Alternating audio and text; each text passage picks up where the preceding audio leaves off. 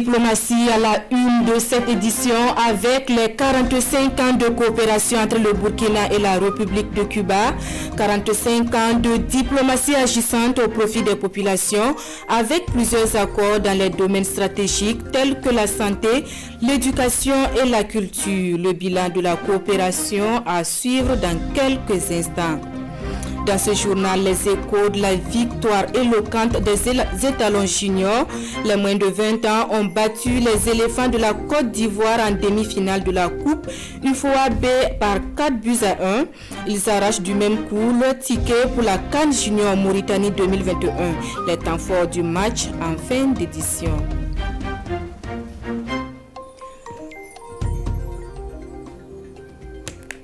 Bonjour et merci de nous recevoir chez vous. Après 6 ans passés à la tête de la chancellerie brésilienne au Burkina, Regina Bittencourt fait ses adieux au pays des hommes intègres. Elle aura travaillé 6 ans durant au renforcement de la coopération entre les deux pays, notamment dans les domaines de l'agriculture et de la sécurité. Elle a été reçue ce matin d'abord par le ministre des Affaires étrangères, puis par le président du Faso. Ses adieux avec Rasmane Zundi et Draman Guéné. Au cours d'une cérémonie sobre, Alpha Bari reçoit les adieux de Regina Bittencourt. L'ambassadrice du Brésil est en fin de mission après 6 années passées au Burkina. Sous son leadership, elle a pu booster la coopération entre les deux pays dans divers secteurs, d'où cette reconnaissance, la médaille d'officier de l'ordre de l'Étalon. Cette relation entre notre pays et le Brésil concerne plusieurs secteurs, plusieurs domaines. L'agriculture, l'élevage, l'armée, le domaine commercial et bien d'autres domaines, l'éducation. Nous avons à cœur de renforcer davantage encore cette relation. À la fin de la cérémonie, la diplomate brésilienne est allée manifester sa reconnaissance au président du Faso pour la qualité de son accueil.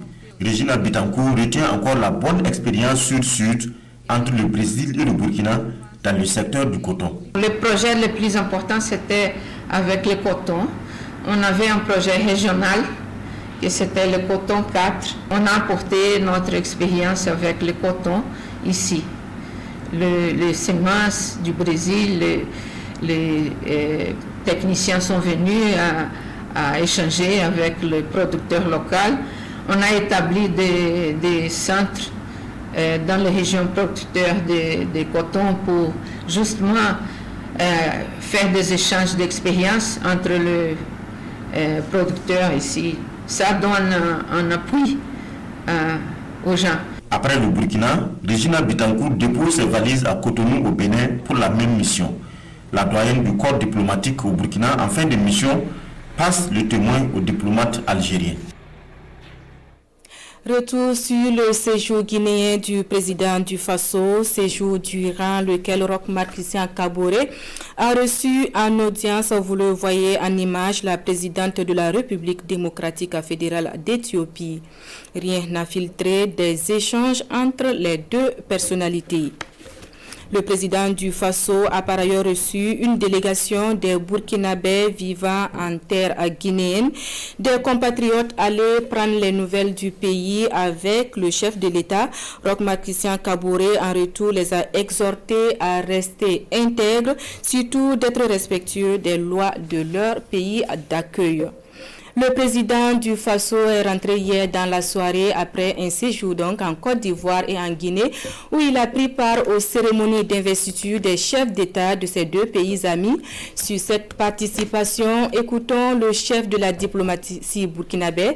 Alpha Bari est interrogé par Wendata Nathalie Kaouri.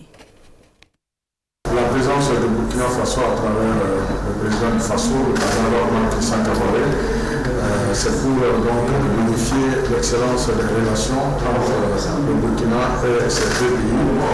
Vous savez, la Côte d'Ivoire, tout ce qui existe entre nous, l'histoire et l'économie, mais surtout aussi la relation humaine, compte tenu de la forte population burkinabé qui vit en Côte d'Ivoire. et c'est pour cela que nous avons un formidable instrument de coopération entre nous, à savoir le TAC, qui n'a pas pu se tenir pour son sommet en 2020 du fait de la Covid, mais très rapidement, avec la mise en place des deux gouvernements, les deux présidents vont donc relancer le traité d'amitié. Et puis, vous savez, au-delà de cela aussi, il y a une relation particulière entre les deux chefs d'État, ivoiriens et burkinabés. Il y a également une forte relation entre le président de Guinée et notre président. Ce sont des amis de longue date qui s'apprécient. C'est pour cela que le président du Faso avait effectué une exercice relancée de base d'une coopération beaucoup plus fructueuse entre les deux pays. Diplomatie toujours avec les 45 ans de coopération bilatérale entre la République de Cuba et le Burkina Faso. 45 ans que les deux pays filent de parfait amour avec à la clé plusieurs accords dans des domaines stratégiques tels que la santé, le sport et l'éducation. Sur la coopération, nous en savons davantage avec Nomba Kouda et Vincent Kendrebeougou. 11 décembre 1975, 11 décembre 2020. Cela fait exactement 45 ans que les gouvernements burkinabés et cubains ont convenu d'établir des relations diplomatiques. Au fil du temps, la coopération entre les deux pays n'a cessé de se consolider avec à la clé plusieurs accords signés. Cette cérémonie vise à célébrer le chemin parcouru avec la présence effective d'officiels burkinabés dont le président de l'Assemblée nationale et l'ambassadeur de Cuba au Burkina Faso. Les relations se sont développées très bien et aujourd'hui on peut dire qu'elles sont excellentes. Il y a une très étroite coopération et un dialogue de haut niveau entre les deux pays et aussi dans quelques domaines de la coopération qu'on a développée, notamment la coopération au domaine de la santé. Et nous avons ici une brigade médicale qui vient de 14 spécialistes. Nous avons aussi 3 collaborateurs sportifs. Nous avons des boursières burkinabés à Cuba qui se forment notamment au domaine de la médecine. Du côté burkinabé, l'on se réjouit de cette coopération. 45 ans sans discontinuer, c'est vraiment à saluer. C'est une très bonne coopération qui donne en tout cas des résultats satisfaisants. À cette rencontre, l'assistance a eu droit à un cours d'histoire sur la coopération entre la République de Cuba et le Burkina Faso à travers des témoignages. Et à l'occasion, les deux parties ont souhaité le renforcement de leur coopération bilatérale à travers la diplomatie parlementaire. Avant de poursuivre ce journal, le point de la situation de la pandémie de la maladie à coronavirus au Burkina, une situation qui se présente comme suite à la date du 14 décembre. 594 échantillons analysés, 91 nouveaux cas confirmés, tous à transmission communautaire, dont 54 à Ouagadougou, 23 à Bobo-Dioulasso, 5 à Bagassi, 5 à Kaya, 3 à Koudougou et 1 à Fadangourma. On note malheureusement 2 décès portant à 73 le nombre de décès liés à la maladie. Le nombre de cas actifs, lui, est de 1205. Le gouvernement appelle tout un chacun à un engagement citoyen dans le respect des mesures barrières édictées pour briser la chaîne de contamination de la maladie à coronavirus au Burkina Faso. Nous vous l'annoncions hier dans nos éditions, la tenue de la 9e conférence annuelle de la Direction générale des impôts. Ouverte ce matin à Ouagadougou, la rencontre mène la réflexion sur les réformes institutionnelles à opérer pour une DGI moderne, performante, orientée usagers. Des propositions concrètes sont donc attendues de la rencontre de 72 heures. L'ouverture des travaux avec Bernard Kombelem et Moumouni Soubega. Avec des recettes prévisionnelles de l'ordre de 843 milliards de francs CFA pour le compte de l'année 2020, la Direction générale des impôts a déjà mobilisé près de 800 milliards de francs CFA en dépit des contraintes liées au Covid-19 et à l'insécurité. Malgré ces performances, la Direction générale des impôts ambitionne d'aller de l'avant dans la mobilisation des ressources.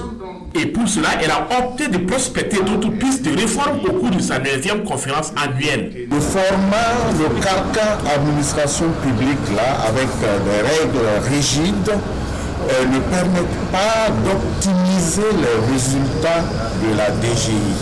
Et donc, nous voulons réfléchir pour voir quelles sont les souplesses qu'il faut introduire pour nous permettre de jouer pleinement notre rôle afin de mobiliser au maximum donc, les ressources pour notre cher pays. Le ministre de l'Économie, des Finances et du Développement, pour sa part, félicite l'ensemble des travailleurs des impôts pour le sacrifice consenti dans la mobilisation des ressources. Le défi majeur, selon le ministre Kaboré, reste la modernisation des outils de collecte des ressources au regard de l'évolution du contexte. Il n'y avait pas les bitcoins quand nous avons créé la DGI. Aujourd'hui, la monnaie sculpturale, le bitcoin est une réalité. Nous devons donc travailler aussi bien sur d'autres aspects, tels que le cadastre fiscal où nous voulons moderniser. Nous devons donc travailler à revoir sans complaisance, en regardant quelle meilleure organisation nous allons mettre en place au niveau de la DGI pour que cette direction puisse bien sûr assumer convenablement sa mission. Quelle réforme institutionnelle pour une direction générale des impôts moderne et performante orientée usagée? C'est le thème de la 9e conférence annuelle de la direction générale des impôts. Elle se tient jusqu'au 18 décembre et sera marquée par des communications sur le foncier et des journées portes ouvertes. Cette question à présent, quelle contribution des médias à l'enracinement de la démocratie et l'état de droit au Burkina? L'évaluation est faite à l'occasion de la commémoration du 22e anniversaire de l'assassinat du journaliste Norbert Zongo et ses compagnons. À l'initiative du panel organisé ce 15 décembre, le mouvement citoyen du renouveau, la synthèse des échanges avec Kassina Ouattara et Sékou Zongo. C'est un panel commémoratif du 22e anniversaire de l'assassinat de Norbert Zongo et ses compagnons qui virent à un devoir de vérité et surtout à un devoir de mémoire. Maître Alidou Ouedraogo, l'un des acteurs clés de la lutte pour la justice dans ce dossier, parle de Norbert Zongo comme un pilier de la démocratie au Burkina Faso. Norbert Zongo n'était pas facile à l'époque où j'étais au niveau de notre pays. Le souvenir de lui, le magnifier, le prendre un exemple, nous rassurer. Place au panel, et ce qu'il faut relever, insistent les panélistes, Norbert Zongo est le martyr de la démocratie burkinabé, en témoigne la liberté de ton des médias et le pluralisme des opinions. Depuis l'avènement de la 4e République, on s'est rendu compte que la presse, surtout indépendante, a été au cœur des questions de gouvernance de la société au quotidien. Aujourd'hui, quand vous prenez les médias d'État, on pourrait même dire que certains médias d'État sont plus indépendants que certains médias privés. Contribution des médias à l'enracinement de la démocratie et l'état de droit au Burkina, état des lieux et défis, c'est le thème de cette tribune d'échange. Une thématique plus que d'actualité. C'est une activité qui a permis à des anciens, à des personnes qui ont dirigé la lutte, notamment le Don Ali Ouedraogo, qui a permis donc à des journalistes de partager leur expérience, leur vécu aux plus jeunes. Mais c'est aussi un moment important où nous avons choisi pour parler d'une thématique qui n'est pas nouvelle, mais qui est toujours d'actualité. Donc c'est à la fois un moment d'hommage, un moment donc de devoir de mémoire. Du travail reste à faire selon les panélistes et les invités, mais le plus important, c'est de travailler à honorer la mémoire et le sacrifice de Norbert Zongo. Le mouvement citoyen du renouveau, initiateur de ce panel, offre ici un film qui retrace l'histoire des luttes au Burkina Faso pour rappeler la nécessité du combat pour la démocratie. Santé à nouveau et nous parlons de prise en charge des enfants présentant des troubles du spectre de l'autisme et c'est à travers un projet social qui entend offrir des formations sur l'encadrement de ces enfants. Une manière pour la promotrice de contribuer à la prise en charge et l'inclusion des personnes atteintes de ce trouble du comportement, nous disent Issa Kafando et Aimé Solange Digma. C'est une structure d'accompagnement qui se donne pour mission de sensibiliser un large public sur les troubles du spectre de l'autisme et de former les parents à la prise en charge de leurs enfants autistes et aux professionnels de l'éducation à l'encadrement de ces personnes. Né du vécu de la promotrice Karim Dayamba, Satori Moana ou Éveil de l'enfant bleu entend œuvrer pour une société plus inclusive et bienveillante où les personnes présentant un trouble du spectre de l'autisme s'épanouissent. Ce qui m'a poussé à penser à cette prise en charge-là, c'est parce que j'ai mon fils qui est autiste lui-même et ça a été difficile de le scolariser, ça a été difficile de trouver des solutions pour lui. Je me suis ensuite formée à une méthode qui s'appelle l'ABA pour l'accompagner au mieux et grâce à cette méthode-là, aujourd'hui il a 11 ans, il est en CM2 et il est scolarisé normalement, il parle également parce qu'il faut dire qu'au départ mon fils ne parlait pas. Voilà, donc cette méthode a permis de débloquer la parole et c'est ce que j'essaie de proposer aux parents d'autres enfants autistes pour accompagner leurs enfants. Et cela en leur fournissant des outils nécessaires, notamment l'analyse appliquée du comportement pour faire progresser ces enfants particuliers et les aider à atteindre le plus haut niveau d'autonomie et d'indépendance possible. Nous formons les parents, nous les supervisons à faire eux-mêmes. Nous allons ensuite écrire des programmes d'intervention, superviser le parent pour qu'au quotidien, il puisse aider son enfant à progresser. Cette formule-là est d'autant plus intéressante pour les parents qui ne peuvent pas, pour lesquels c'est trop coûteux d'inscrire leur enfant en centre en fait. Avec pour valeur empathie, acceptation, indépendance, Satori Moana est une entreprise sociale du Burkina dont l'objectif est d'accompagner les acteurs intervenants dans le domaine des troubles du spectre de l'autisme et les parents à aider les enfants autistes à progresser dans l'acquisition des compétences nécessaires à leur épanouissement. Le Centre national d'artisanat d'art devient Centre national de formation en artisanat d'art Birgui Julien Ouedraogo. Un changement dans la forme pour rendre hommage au premier directeur du centre décédé en 2011. La nouvelle identité du centre relocalisé au Musée national a été dévoilée hier en présence de notre équipe de reportage Rasmani Zundi et Amandine Lalsaga. Changement de site et d'identité du Centre national d'artisanat d'art. Délocalisé ici au Musée national, il est rebaptisé en Centre national de formation en artisanat d'art Birgui Julien Ouedraogo. Le centre porte donc désormais le nom de son tout premier directeur qui a dirigé l'établissement à partir de 1971 avec comme ancienne dénomination le Centre voltaïque des arts. Nous souhaitons véritablement que, au travers de ce centre, son action puisse être une source d'inspiration pour la jeune génération d'aujourd'hui, mais surtout pour celle de demain. Né en 1926 à Gourcy, dans le Sandoma, Birgui Julien Ouedraogo est décédé en 2011.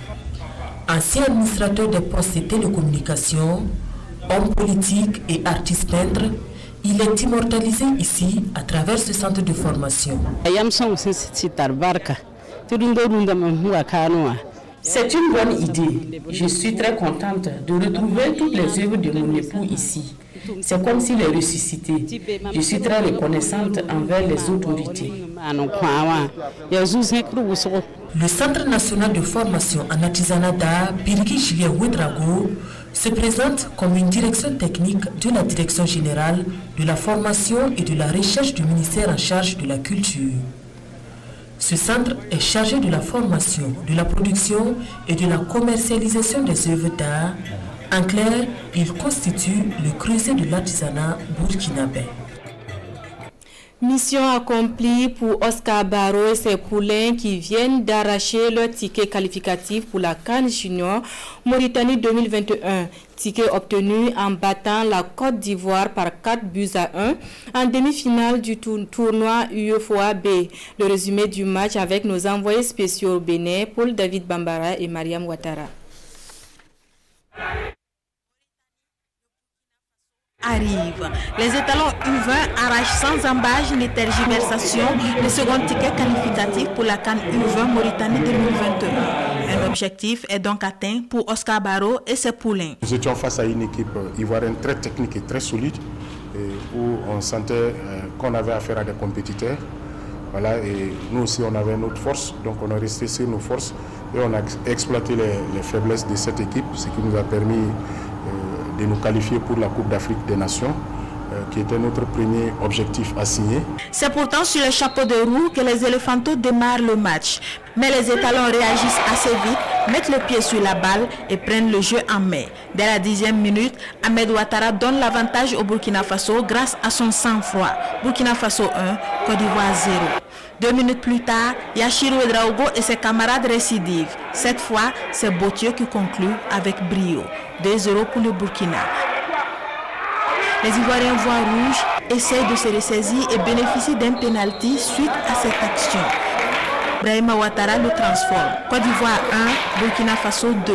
Puis 20 la 34e minute et l'expulsion de Guelanen Taï pour cumul de cartons. Mais le score va rester tel jusqu'à la pause.